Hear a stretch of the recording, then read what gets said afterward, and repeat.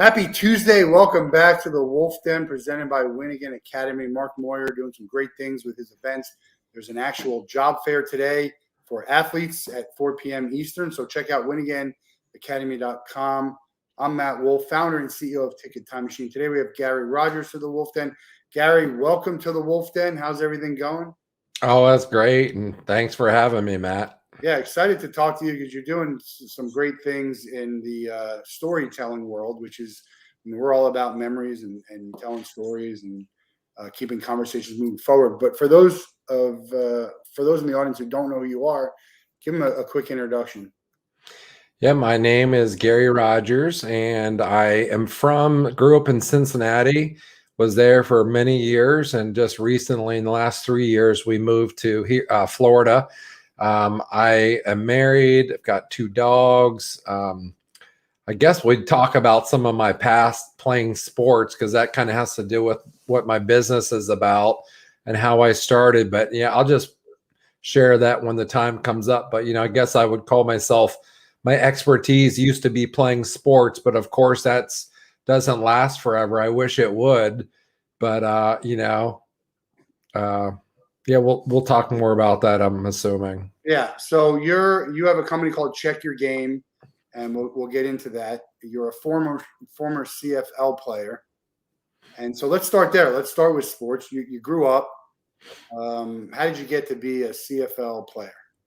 Yeah, it's interesting. I think, in life, everybody's created with our own unique talents and gifts, and I think when I was little, and I would have to ask, I've asked my mom about this in my past, but I remember riding a bike. Now, I don't understand why.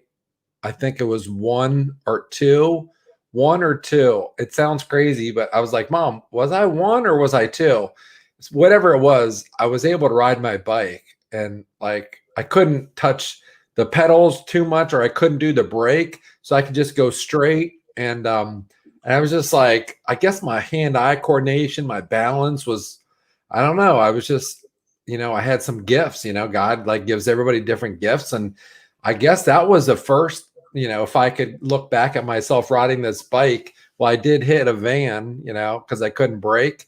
But you know what? I was able physically to do things like that. And I just, besides that bike, I played sports, started playing t-ball, played soccer, played basketball, eventually started playing football. And so I basically I love sports. I love things running around, using my feet, my hands, my eyes, and, throwing a ball in the mix.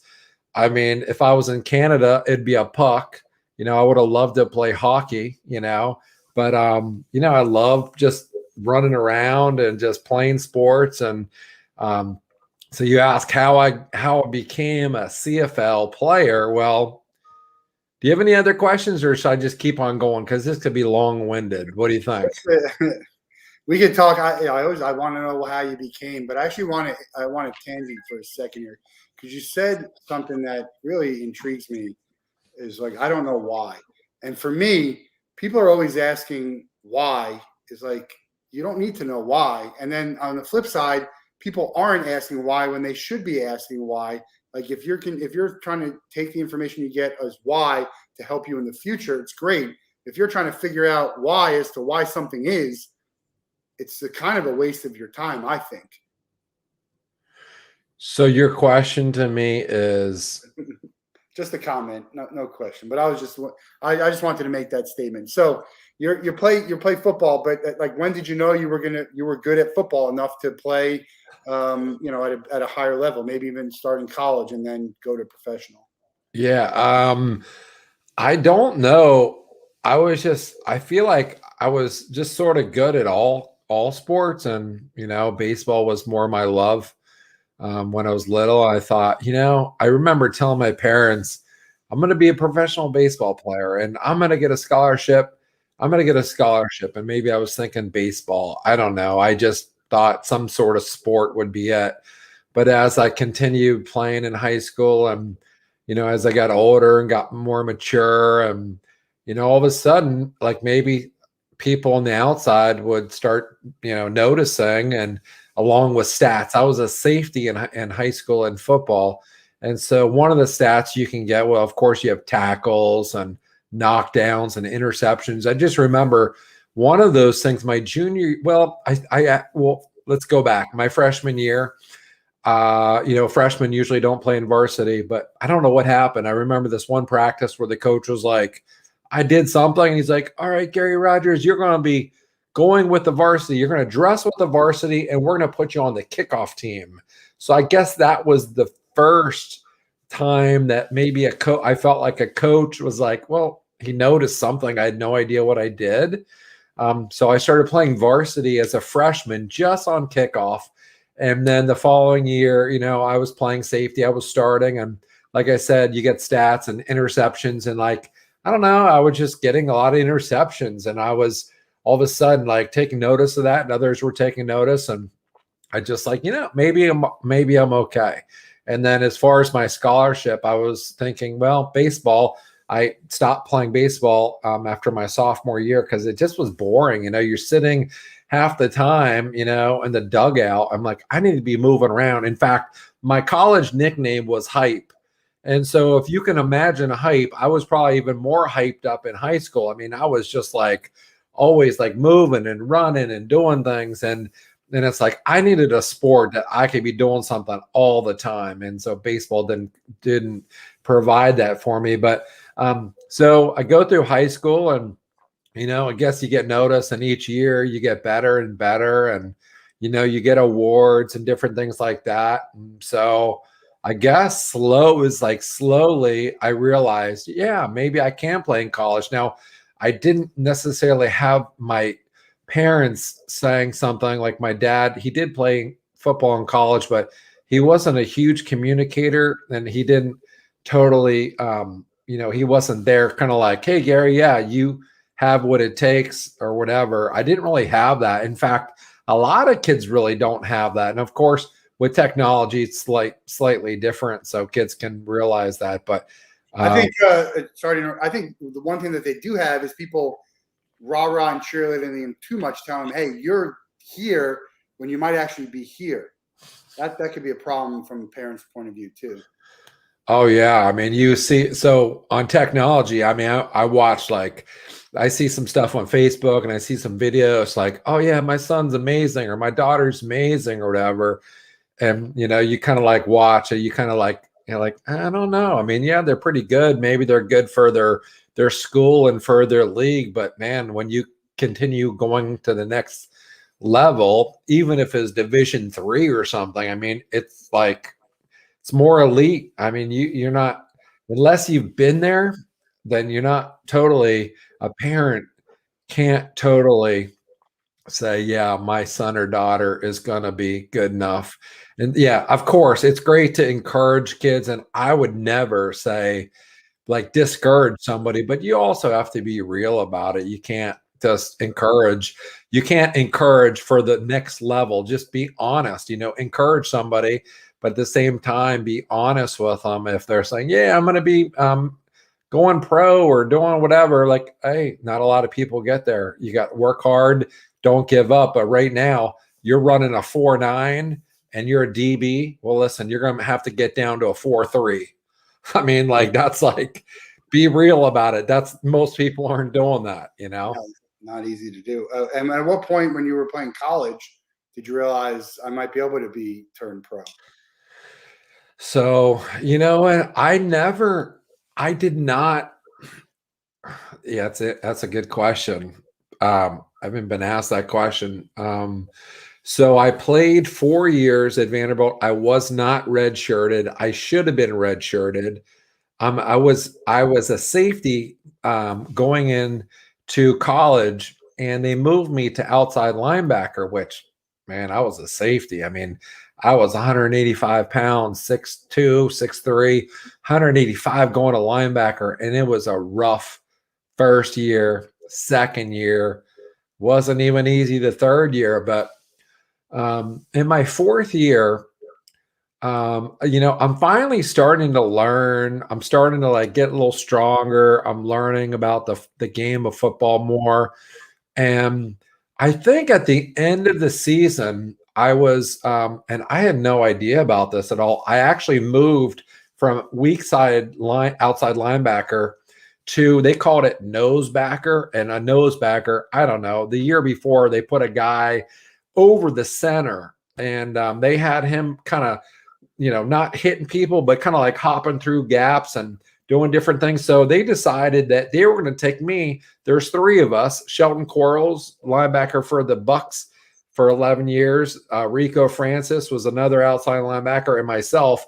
So all three of us, they wanted us to play, but they figured, you know what? We could put Gary at this thing called nose backer, like a hybrid, nose guard linebacker. But I rarely played over the center. What I learned that year was that I played over the center a little bit, but then sometimes I was rushing passer. Sometimes I was covering tight ends. I was pass dropping. I was like all over the field, but really I was learning a lot more than just outside linebacker. Instead of just pass dropping and rushing a little bit, I was doing more pass rushing. I was learning about pass rush my fourth year. And so it wasn't until the very end of the year when we I don't know if it was at the senior our senior night or something, and I learned that I was a second team all SEC for my position, which I'm like, I had no idea. I wasn't like totally into stats and all that stuff. I was just humble guy, worked hard, tried to make plays, did my thing. And I wasn't looking like, oh, I need more tackles, I need more sacks, I need to try to get to this level. But I think when I reflect on that second team all SEC, I'm like, oh, I know what the SEC, the SEC's got great players. And to be second team all SEC, I was like, well, I guess I was pretty good. And that was my first year of kind of playing that like defensive line role. I wasn't even playing linebacker. And so I think that's when I started to realize, yeah, I was, people, they watched me, they saw that I was, able to do some things. Yeah. You played in the CFL. Could you have played in the NFL? Did you just not get a chance? Yeah. Well, what happened with me after I graduated, oh man, that's a long 4 years. It wasn't easy. It's not easy for anybody. A lot of times you're sitting on the couch and you're watching sports and you're watching this and that, and it's so easy, but so much goes into it. And then as a college kid, with the school and then the sports mixed in and then the relationships and all the stuff going on, it was just a long 4 years. So after I finished my last season, I was like, oh man, this is so nice. Now I would play basketball. Like we had like a intramural team. We played basketball, and I believe I sprained my ankle so many times, but I remember spraining my ankle, and like they're always bad. And I just remember, man, I can't really. I was hardly walking, and I wasn't physically, like I wouldn't be running, I wouldn't be jogging, and scouts were coming in, and as they come into all colleges, they have like pro scout day and all that. I don't know what it's called, pro NFL or NFL pro day. And I couldn't do it. I couldn't run. I couldn't jog. And like, I didn't care. I didn't want to play. I was so tired of football, so tired of coaches and being, you got to show up here on time and to do this, do that. And all these things, like your whole life was spelled out for you. You didn't have really too much freedom except for maybe like a Sunday or something. And so I was just done. And so I graduated in May. I went home to Cincinnati and I wasn't playing football, but now all of a sudden my ankle is better. And I'm like, I want to play football again. I've got friends that they're getting drafted, or they're going to teams, and they're free agents or whatever. I'm like, I want to play. So I go back to Nashville I tell people with a BP card, British Petroleum, whatever, British Petroleum, and a $20 bill. That was it to my name. And it was, I went back to to work out and to run because I wanted to play. but I was preparing for the following year. So what I did was I stayed in Nashville. It was a rough year, by the way. That BP card was lost. The $20 was gone in a day. And I was just broke most of the time, living on players' couches.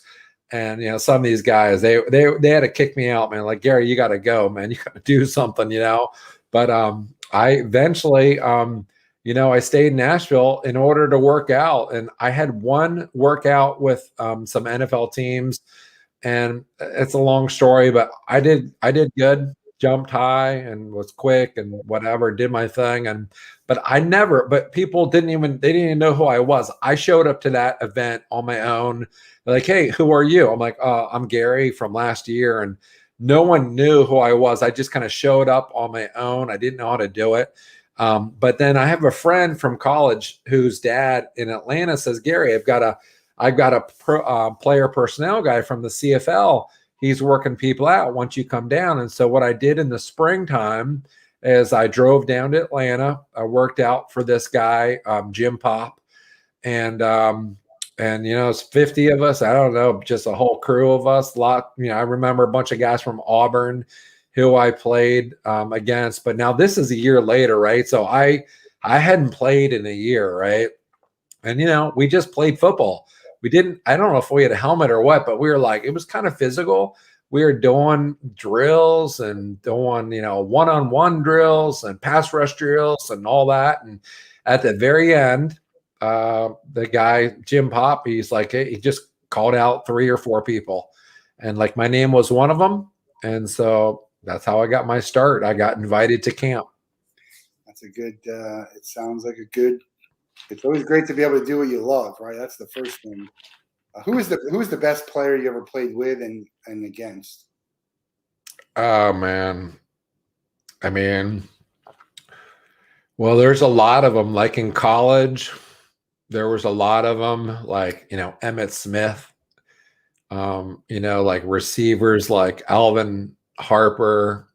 Let me see.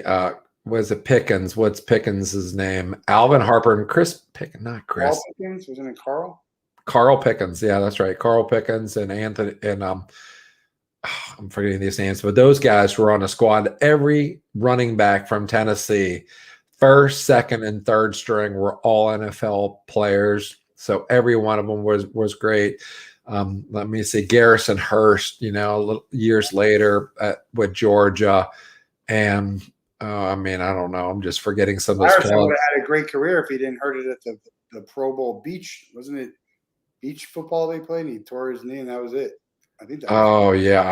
I don't know. This was years ago, but all those guys were great players. Every team that I played in college all had great players. Then the CFL, you had lots of the quarterbacks. There was a lot of guys, NFL, coming from the NFL to the CFL, NFL, back and forth. But yeah. I don't know. I know the SEC players were great.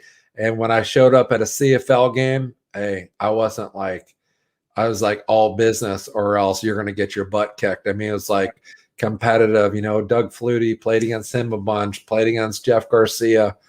Jeff Garcia was Flutie's backup. So for a while. And then I forget Garcia's backup. He also played in the NFL. But I don't know. Lots of, I don't know what to say. They're all just in the CFL. As an American, well, I'm not saying the Canadians, there's a ratio, but if you're out there playing, you're starting, you're good. Yeah. No, it's professional. People don't understand how hard it is to be a professional athlete. It doesn't matter. It doesn't have to be the NFL. It could be the CFL. It could be, the fan-controlled football league that they got going on, or whatever it is. It's a very small percent of people who can make it and succeed. So it's who is the biggest influence for you in your football, as you navigated through football? My biggest influence, who helped you the most or encouraged you, or yeah, I'll tell you what, it wasn't any coach. I can tell you that. Yeah. That's for sure. Well, I guess I could say they weren't encouraging, but at the same time, they might have encouraged me because they're so negative and just not very encouraging. And so eventually, now I think it's so important to be encouraging and to be positive.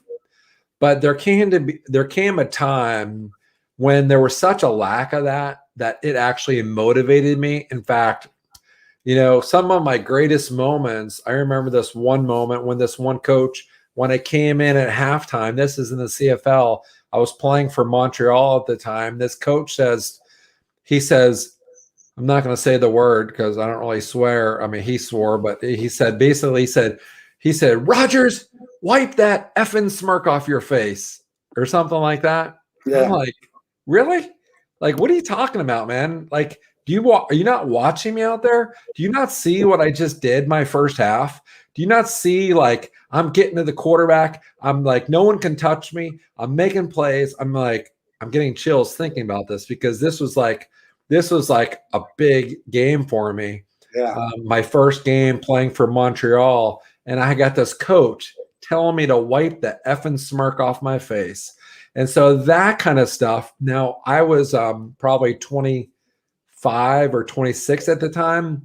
I could deal with it. I was more mature, and I was like toughened up. But that's the kind of stuff. So that encouraged me because then second half I went out there. I just did what I did the first half, and then I added a little bit more, I guess. And it was a coach. Coaches, like, when people would say to me, like, look you up and down and say, not that they would say you're not good enough, but when they doubt you, when they say something or whatever, it's like being negative. I think that's the kind of stuff.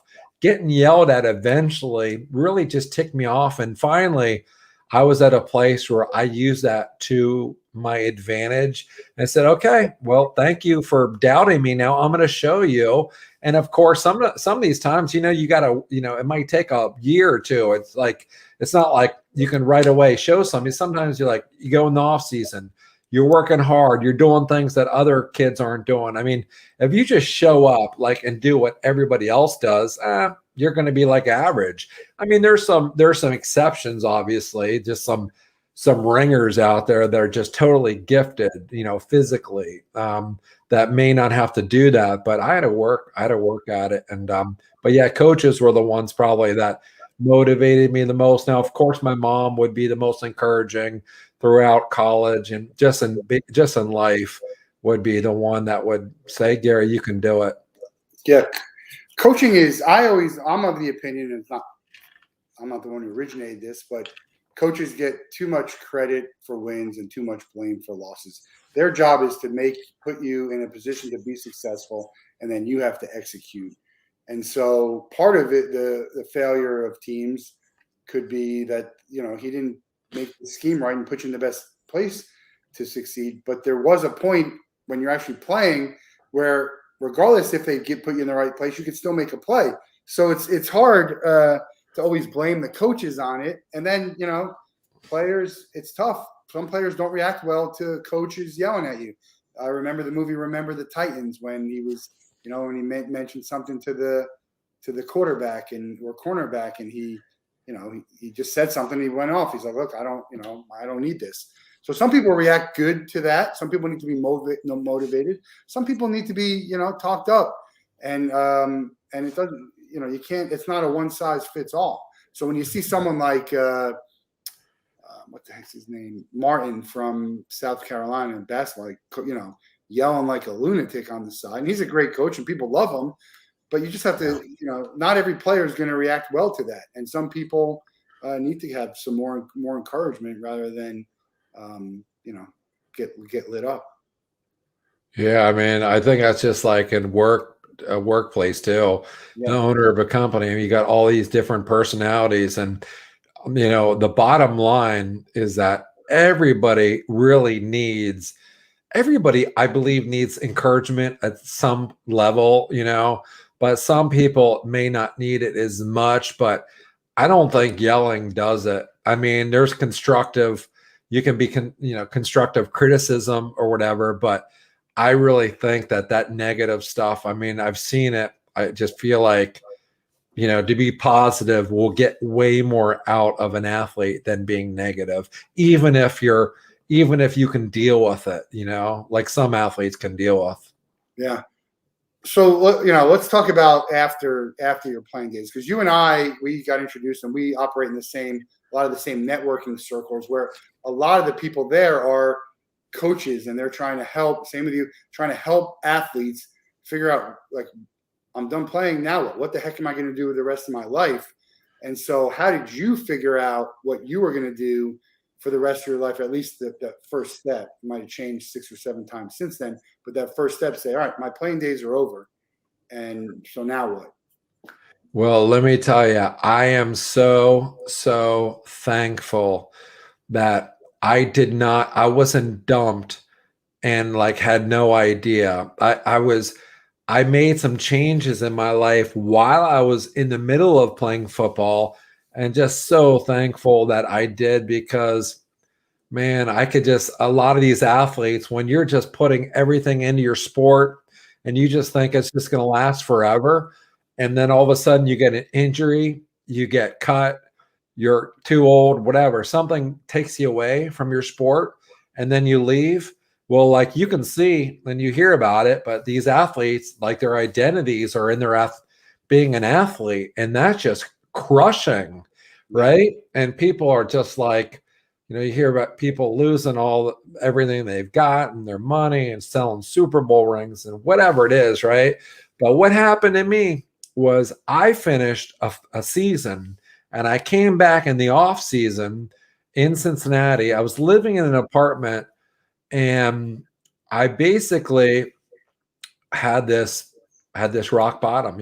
I had a couple other times where I was rock bottom, and rock bottom, I would say, on the inside. So on the outside, like I was, working out, lifting weights, whatever. I had a car, I had money, I had things. It's not like I was just out on the street broke, but inside I was rock bottom, man. I was crushed. I was like, I had been starting in college.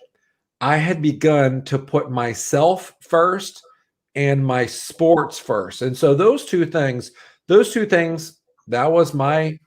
what I was after. Taking care of Gary and take care of football. And all these other things I didn't really care as much about.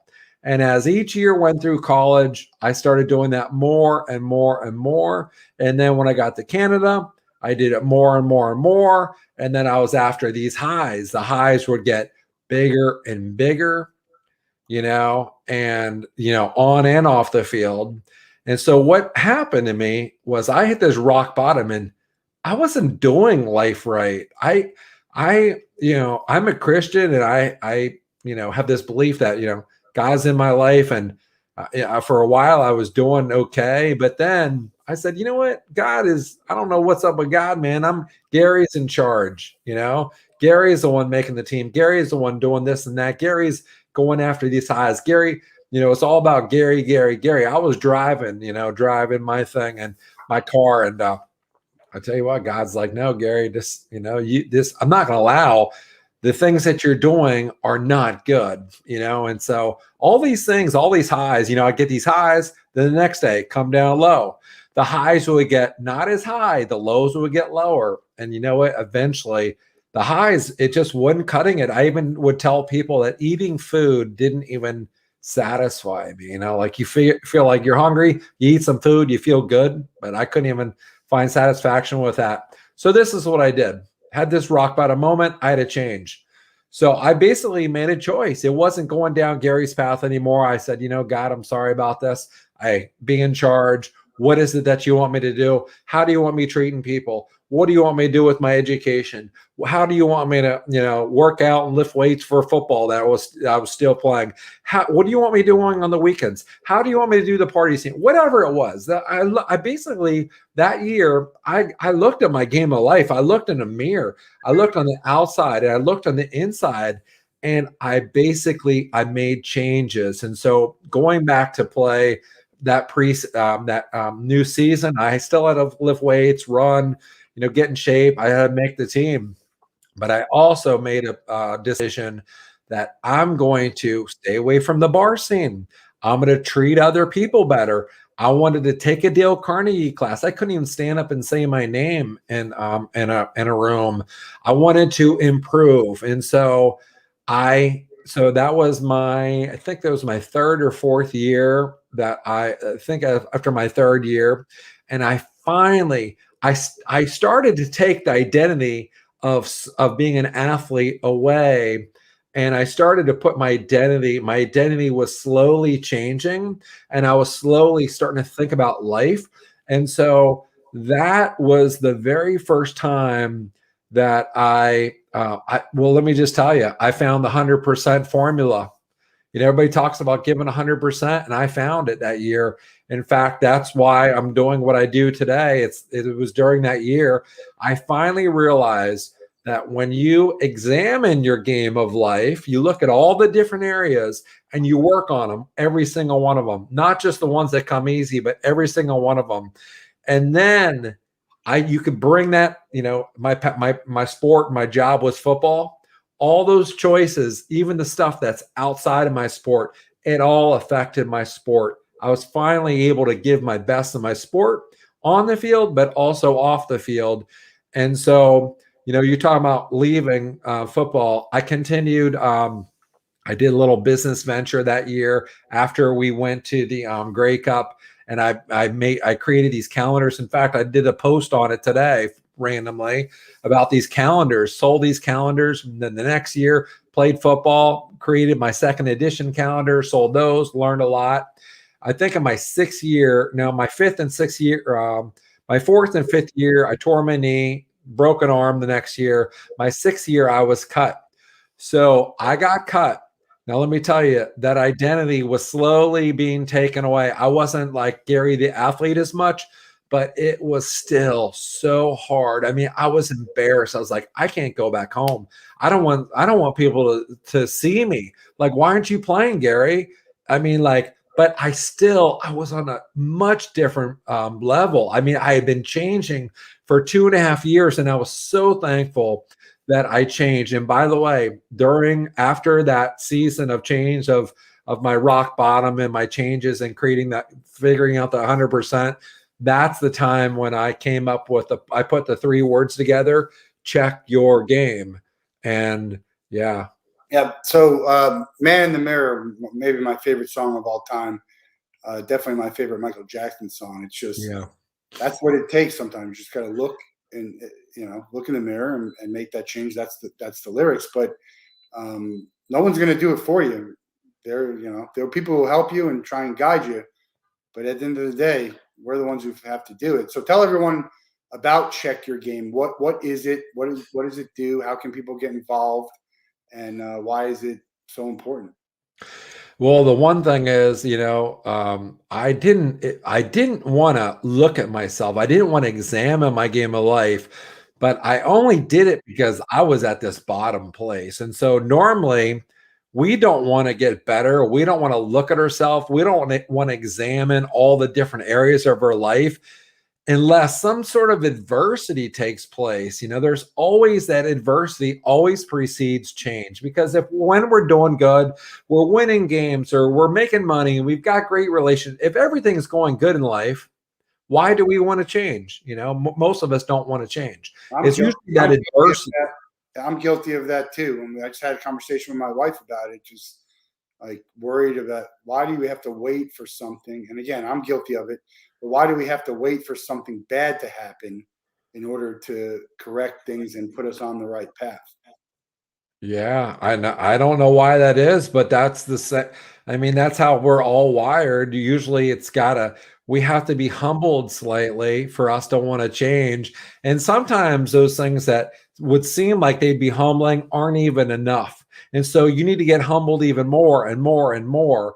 But then finally something ticks and you're like, hey, I got to change, And so I put those words together. Long story short, in the last 3 years, I've been working on this business. What am I doing? I know Check Your Game is something I did when I hit rock bottom. I applied each of those words. I checked, I examined which was myself. I examined myself, and then game is defined as a business, sport, a passion, also the game of life. And so I examined my game of life, right? And I made some changes. I took action, and the result of that was like, wow, I'm finally giving my best. And so in the last 3 years, what I've done with Check Your Game is I decided I want to be able to, I wish I could go back and talk to little Gary when he was just a young little athlete, when he's riding his bike at 1 or 2 years old. I want to tell him, hey, Gary, that's great and everything, but I'm going to help guide you because you know what? This athletic thing, you got to do more than just sports. You got to think about this and this and this. And I want to be able to guide. And so I thought, why couldn't I reach out to people and ask them of a story that they're most passionate about sharing and about a time when they overcame adversity, and as well as give their advice. If I had thousands of stories from people with what I'm calling their check your game moment, or sometimes it's a process, wouldn't it be amazing? So somebody who's like not feeling very good, they've gotten humbled and they're like finally looking at the mirror and they're like, I need a change. I need to be encouraged or whatever. Well, you can go to checkyourgame.com. You can click on life stories. You can go to the search and filter tab and you can say peer pressure, getting cut, giving 100%, divorce. I don't know. There's all kinds of topics. So one day, I want there to be topics from all topics from thousands of people as a resource for people to, these people have already come through before you. You feel like you're all alone. You're like, you're not alone. I felt alone, but man, there's so many athletes that have gone before me who already know what that highs and lows and all these bad choices, they don't cut it. I want them. So now what I'm doing is I'm going after them and saying, share your story. Take your lemon and throw in some sugar and let other people drink lemonade from your lemons, give back and serve others. And so really that's what I do with Check Your Game. I share people's stories. I ask them 2 questions: share a story you're most passionate about sharing, a time when you overcame adversity. And 2, what advice do you give based off of your story?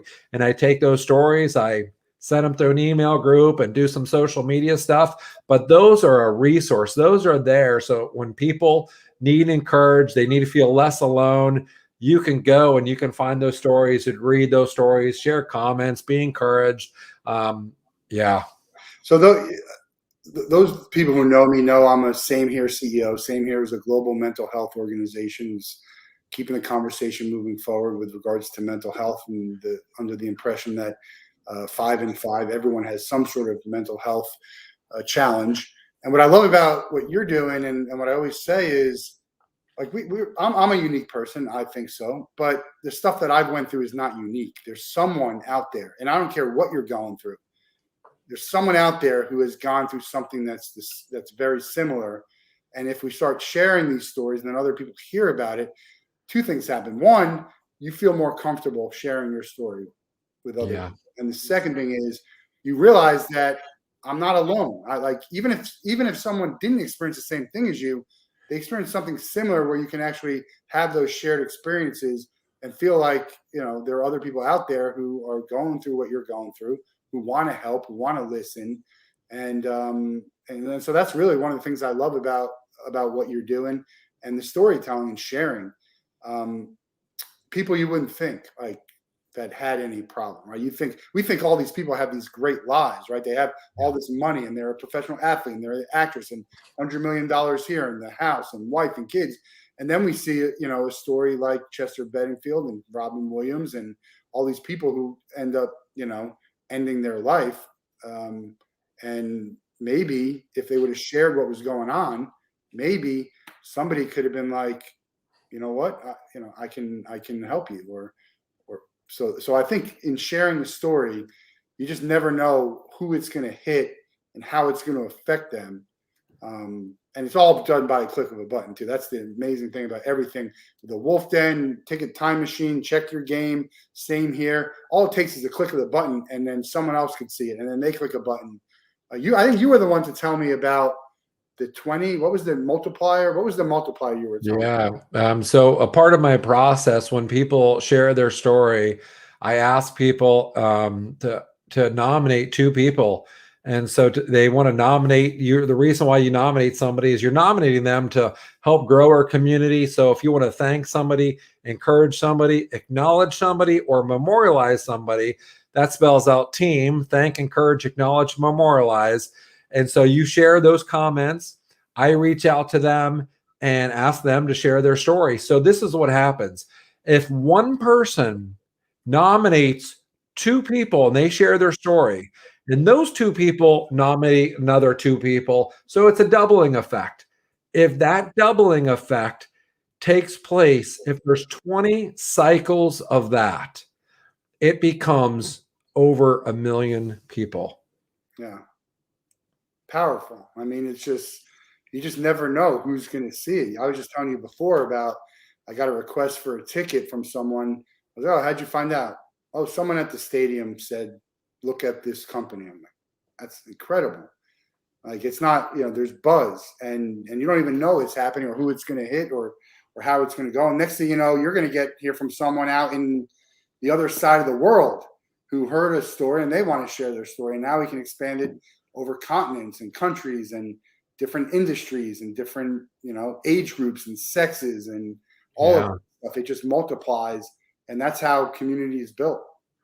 Yeah, I mean, it's it's great. I mean, especially with technology. I mean, I'm trying to use technology for the good of people and trying to use it to influence and impact and encourage others, not yell at them, but encourage others.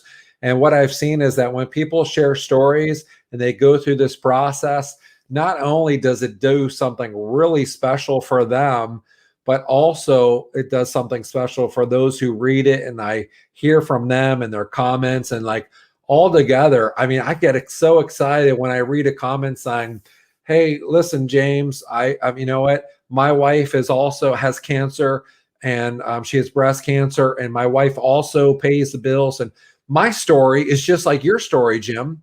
And man, that just really hit home.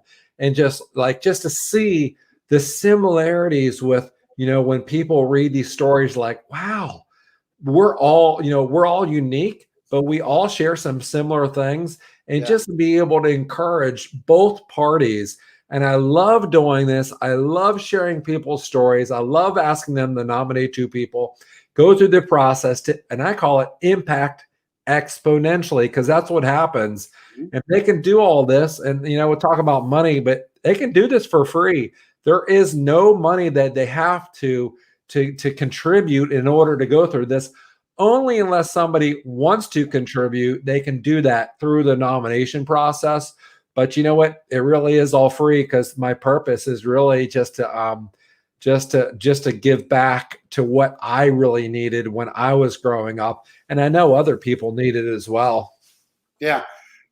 And for me, like when I first shared and I was hesitant to even to my closest friends or whatever, but when I first shared my mental health story, from that point on, it will never be an issue for me to talk about it. And so once you do share that and you put it out there, it's never going to be difficult for you to talk about. Now, there are certain things, like for me, like I'm not talking about if someone was sexually abused or all stuff like that. Might always be tough to talk about, right? Yeah. But I'm thinking that once you do share it and you hear the impact that it has on people, I was getting private messages. Man, I didn't know that was happening to you. I hope you're okay. Or, you know what? I'm going through a similar thing. Thanks for sharing this story. And so these are the type of stories that I think once you talk about it, and it just keeps expanding and expanding. What do you hope to achieve? Obviously, you want to help people, you want to expand, you want to build a community. But is there something you're working on, an end goal, a stretch goal, whatever, something in the near future that you would like to see this morph into? And by the way, when you share your story, it really does empower other people to share their story too, to give them confidence that, hey, it's okay. It's okay to be transparent, and to share instead of just keeping it all in. That just doesn't go well for us. But is there an end goal? So the end goal is I want to continue to get more stories, continue to take people through this process. One important thing is like sharing the stories, to market the stories. I want to be able to reach. I wish if I shared a story about, I don't know, we'll just call it peer pressure. Somebody's dealing with peer pressure. I would love to be able to share that story of peer pressure. We'll say it's a kid playing sports in high school. His story is about peer pressure, and And I would love to share that story with all the kids in sports or even out of sports in high school who are dealing with peer pressure. Because and you know what? I want all those kids to see that not only this person's story about peer pressure, but let's just say there's multiple others that talk about peer pressure.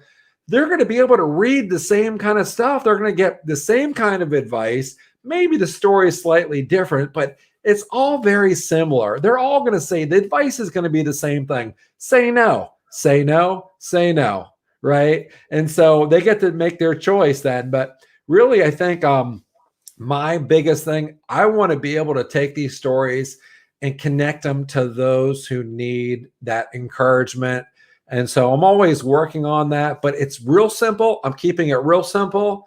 Share your story, nominate 2 others, and let me do the work, and then let me market and let me get those stories out, and let me keep on building, getting more stories, more topics, more people, just to encourage others. So it's it's pretty repetitive, but it's fun, and I love doing it. And I'm really seeing how people, they really have there's this healing effect that happens.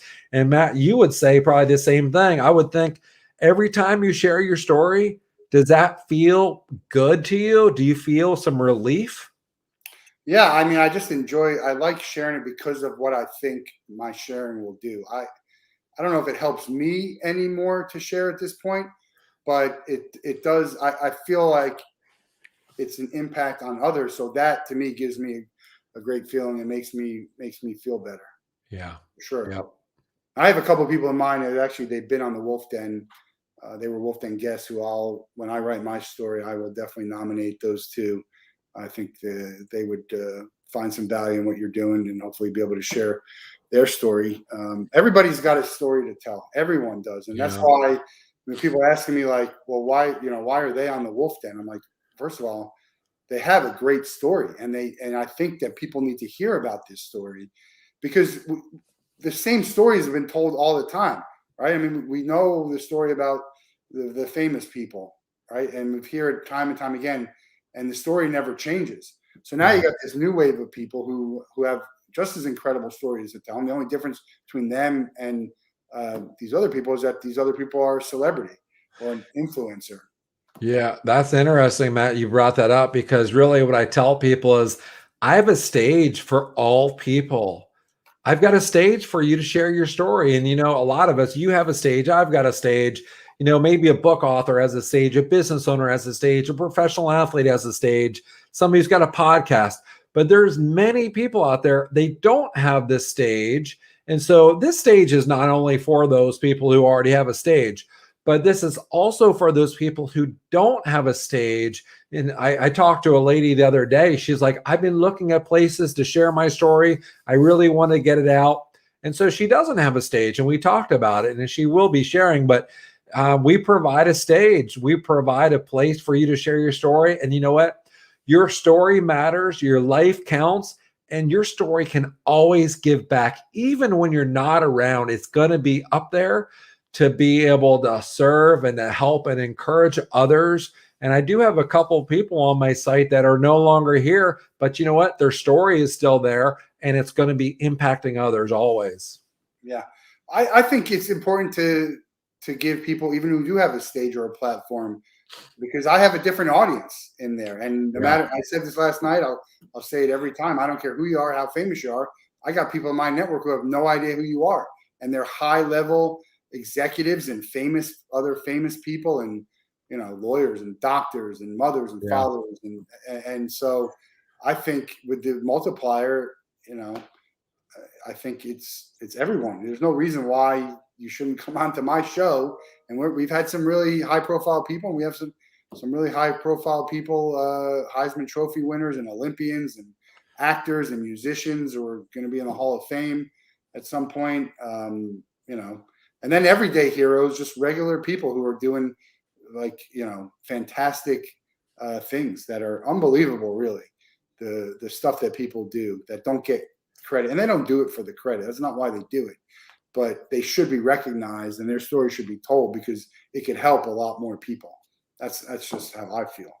Yeah, I mean, if you have a desire, if you're there's givers and takers in life. For those givers of life, those are the ones who want to share. Those are the ones who want to serve others and give back. The takers aren't the customer. Yeah. They're the ones just doing their own thing. But I'm hoping that the givers share their story. But you know what? The takers, I want you to read the stories and be encouraged and see that, you know what? There's another path you can take that's going to feel better, and it's not all about giving because listen, or about taking, because I was one of those, man. I was taken, and it doesn't cut it. It doesn't really satisfy. No, I mean, I consider myself a giver and a taker. I feel like the fact that I give, it doesn't make me feel so bad when I take.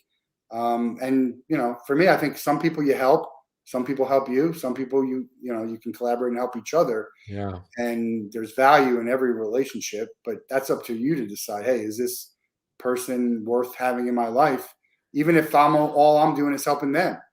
Because some people need that, some people don't.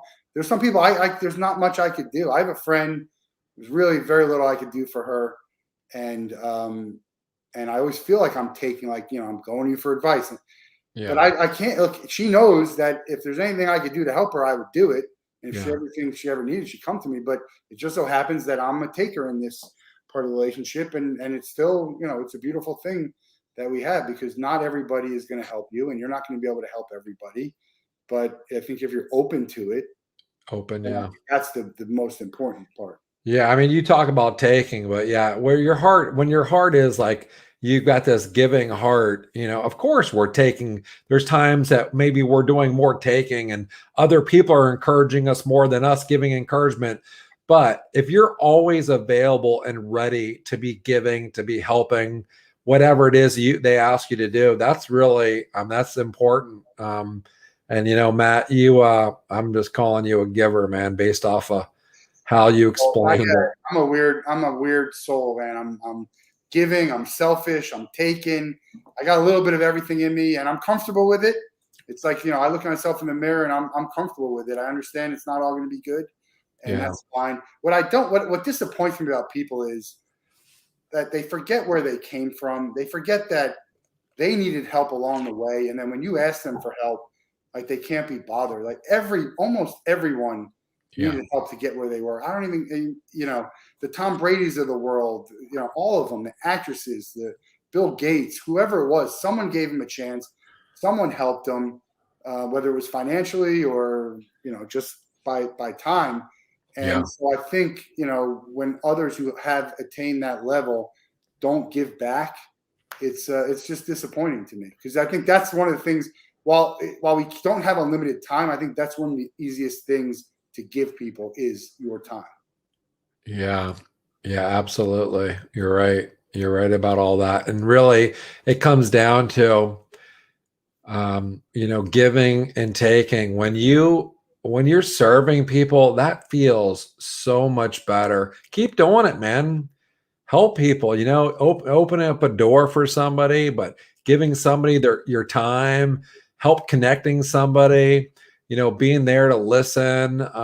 It just feels good. It feels so much better when we're thinking of others. It's really just about thinking of others and serving others. And I've gone down a path doing it both ways. And man, it sure does feel really good to help others. And so I like, not to say that I'm always perfect with that, but I try to be. Well, I want to go down that road for a second, because you're a man of faith, and we have a guest coming up next week who is the definition of a man of faith, and I'm not a man of faith. I just believe in the golden rule and doing right and trying to be a better person. That's probably I instilled on me from my parents and my family, and but so how do you how do people do good and help and want to do this if they're not driven by the faith aspect? Because you can't just say it's a faith thing, because you're someone like me on the other side, that doesn't mean anything to me. So why should someone like that help if it's not going to be because of faith? Yeah, I mean, so my faith, I'm a Christian. The way I do my business is I try to use my Christian principles to operate my business, but I don't ask people that you don't have to be a person of faith to share your story, right? That's the first thing. I welcome all stories, but when you're talking about faith, so for me in my life, where I get my foundation is through, I have this belief that God created us all, right?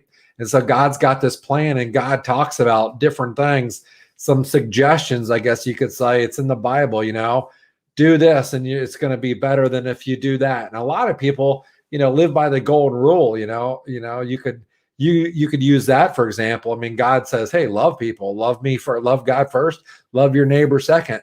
What happens when you love your neighbor? What happens? I mean, you don't have to like what they do, but when you're loving people, when you respect them, what happens? I mean, there's good things that happen as opposed to if you shoot them, if you're mean to them, if you say something bad to them. So there's lots of foundational things that come through the Bible, through what I believe, comes through my faith that maybe people don't know about from the Bible, but they can see it. They see the result of when they make these choices. And now, I guess your question, I don't know if I'm answering your question. It's just conversation. I mean, look, Yeah. I don't know where it comes from for me. It's just I have a faith or a belief that everything's going to be okay, especially if I do what I believe is the right thing and, on the right side of history, be a good person. Yeah. I don't know why I have that. It's not a religious thing for me. It's just, I guess I have more of a faith in humanity and the way I think the world should work or will work. I don't know. What would you? We're getting towards the end here. If you never played football, let's say you injured yourself, you're a freshman, you injured yourself in high school, can't play football. What would you have done with your life? Well, my other pick was baseball. Well, let's say if you're injured, you couldn't pick. No sports. You couldn't be in sports. Oh, man. You couldn't play sports. I got hurt or something. Yeah. Just based off my personality, I love people. I love networking.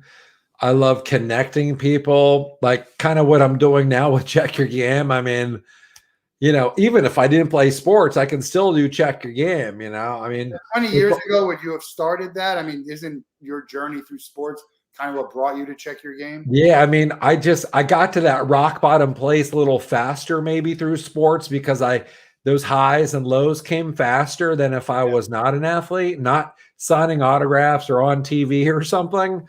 So, you know what? I'd probably be doing something. I could maybe have been a teacher, gym teacher, maybe. I don't know, gym teacher or something to do with people, kids. I love kids, love sports. I wish I would have been a coach. If I could do it all over again, I would have started coaching right when I was in college, being part of the, a manager on the basketball team or something like that. I would have loved to have been a basketball coach for me. Yeah, no, that's great. Too. Yeah, that's great. Coaching is another great one. Give me something on your bucket list. It could be a sporting event. It could be a vacation. What's on your bucket list? It's not really a travel place. It's not anything sports related. Probably my bucket list. So I would say not that numbers are the thing, but a million influence lives, a million people on my site. Sharing their story. Now, of course, to get those stories read, a million would go a lot faster. But yeah, the millionth, that exponential impact that I'm talking about, that doubling effect, which, 20 cycles of that, it gets you to a million. So yeah, that would be that's on the bucket list. Well, I think we can help you get there. We're going to let you go with the same question we give everybody. You can meet one person and spend a day with them. It could be anyone in the world. They have to be living. You can't be related to them. Who would you pick and what would you guys do?